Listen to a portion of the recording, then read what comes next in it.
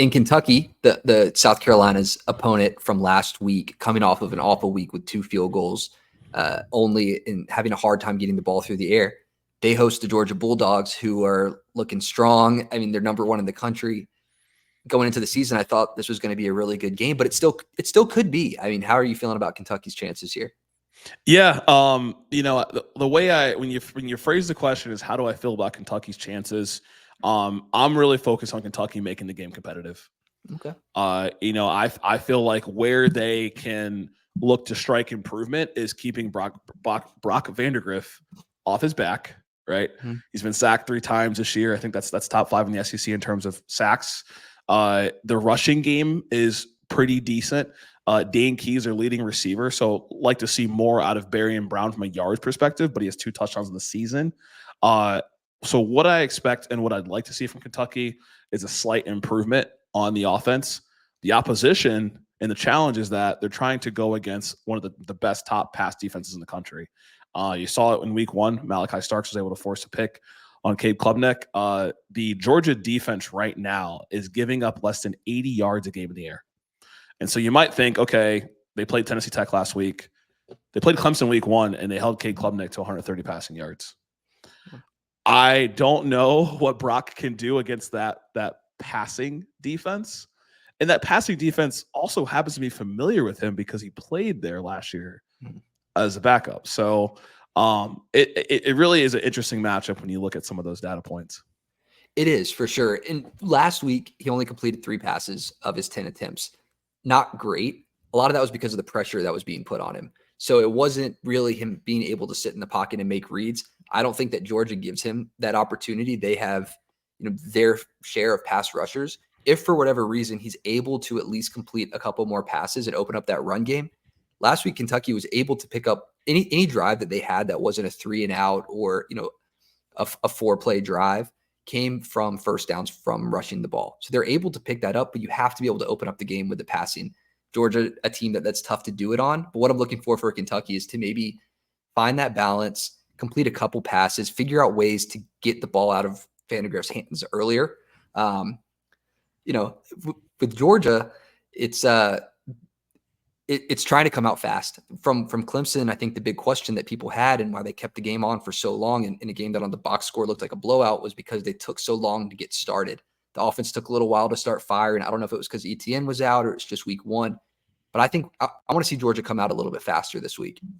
Yeah, and I think that the return of ETN should help with that, right? He is currently at, I want to say it was 78 yards, but it's on 5 carries. And of course, that was against Tennessee Tech, but the leading rusher on the team, Nate Frazier, is averaging 6.5 yards per carry. Georgia is known as RBU for a reason. So if they want to come out fast, those 2 guys have to be the ones. And I know what you're thinking as an Alabama fan. You're like, hey, we got running backs over here too. We got backs. We got backs.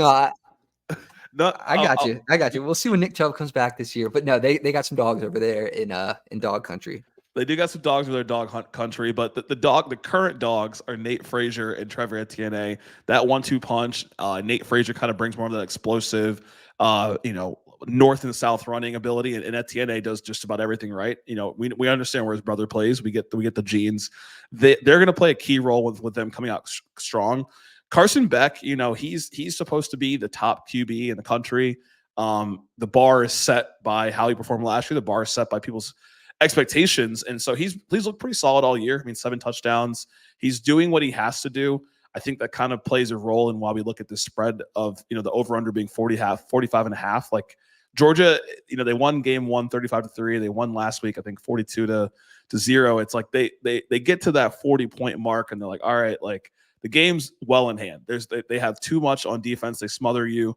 But the opportunity, as you mentioned, is that running game for Kentucky. Dime Sumo Karngbaye, and if I butchered his name, I apologize, is a solid running back. He's averaging 5.2 yards a carry.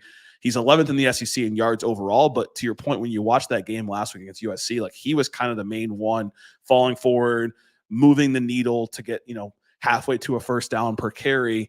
So you need to see that kind of combined and going against this rushing defense for Georgia that hasn't shown that much improvement. Phil Maffa was able to run for 130 yards in week 1. So that's where I see Kentucky having a chance to put points on the board.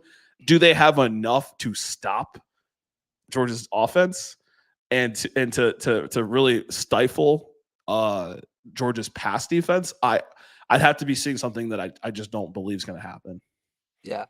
And I like Kentucky's defense too. Last week, I mentioned it when we talked about South Carolina. South Carolina was playing on a short field often, multiple turnovers. They were also, they were winning the field position battle. So Kentucky's defense was on the field way more than they needed to be and in compromising positions. So I think that Kentucky's defense is good. Can their offense keep them off the field enough? You mentioned the running game for Kentucky. You would see it would be 3rd and long, and they're still having to try to run for the first down because they just couldn't get anything going in the air. They had Dane Key doing cardio. So it's like you really want to get all your weapons involved because you have these guys that can.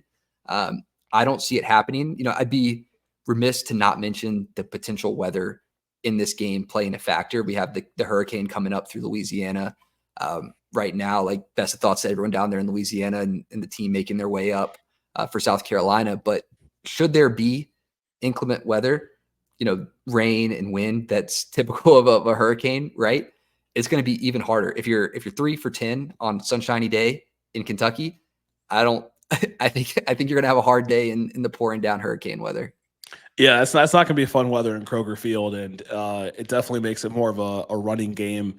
I think the field's turf, so that might help in terms of the potential muddiness, but it's definitely tough to pass in the rain. And I would expect Georgia to focus on the ground game as well if the game plays out that way.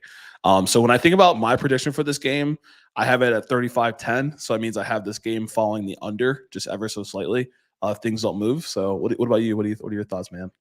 I'd like to see a shutout from Georgia here. I think the defense is capable of it. They picked up a couple of drives last week. Kentucky did to get some field goals. If we are playing in the rain, we're playing in inclement weather, I think the score is 34-0 UGA, and I'm going to roll with that.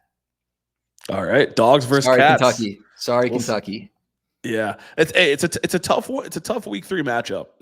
If you're Kentucky, at least you're happy you get Georgia out of the way. You weren't able to bypass that traditional SEC East rivalry game. Sorry. But it's like I said, I have Kentucky covering if things are the way they are, the way I see it today, but we'll see. All right.